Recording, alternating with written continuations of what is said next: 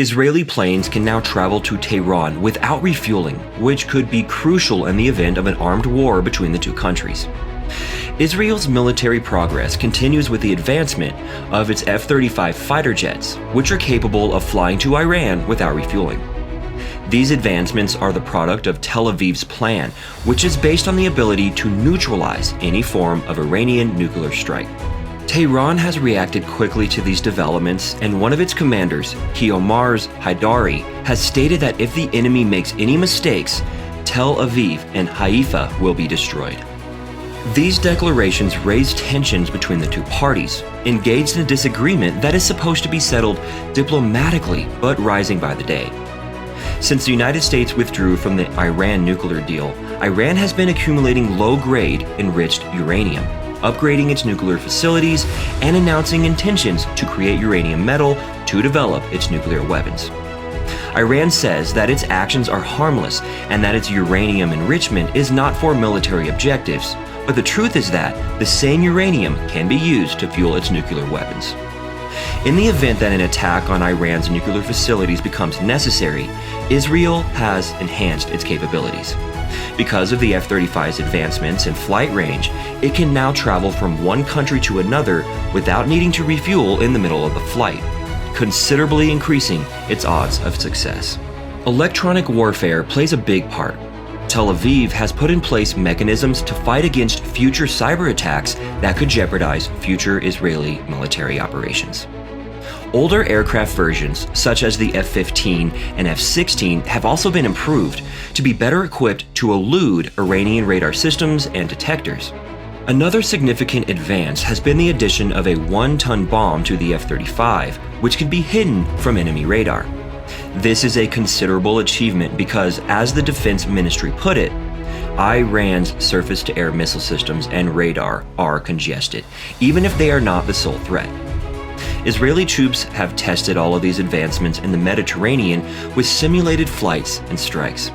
Even with these advancements, some critics question Israel's military capability in the event of an armed battle with Iran and its supporters. Despite this, Israel insists on not resorting to violence to resolve the conflict, which is why Tel Aviv told the UN's International Atomic Energy Agency, or IAEA, several days ago that it aims to resolve the dispute diplomatically. This is if Iran is not allowed to continue creating military equipment. Tel Aviv would not allow Iran's nuclear advancement under any circumstances, and if all other means of preventing it failed, it would resort to force. In keeping with Israel's active defense policy, Prime Minister Naftali Bennett told the Knesset Foreign Affairs and Defense Committee that Israel's approach had evolved and was now acting against its head rather than merely its weapons, as it had been in recent years. This would necessitate airstrikes on locations where they store their nuclear weapons. Despite Israeli efforts, the situation is drifting away from diplomatic means and closer to the need for a military solution.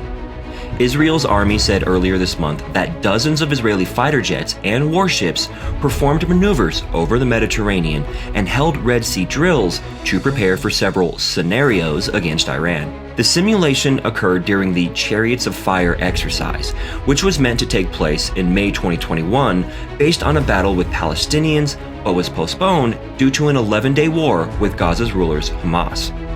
The crucial issue of whether America and Iran would agree to return to the Joint Comprehensive Plan of Action, or JCPOA, nuclear accord is a top priority for U.S. national security. Iran's demands have only gotten tougher, as seen by the last Vienna discussions. Iran demanded not only the relief of all Trump-era sanctions, but also compensation for the previous few years. Moreover, Iran wants assurances that no future U.S. government will desert the agreement. Only once these demands are granted will the country's nuclear development likely be halted. Even the Biden administration seems to be losing patience, with a top State Department official criticizing Iran's position as not serious and hinting at additional non-diplomatic options. We can't accept a situation where Iran accelerates its nuclear development while dragging its feet on nuclear negotiations, the official continued. It remains to be seen if Israel, let alone Iran, will be persuaded.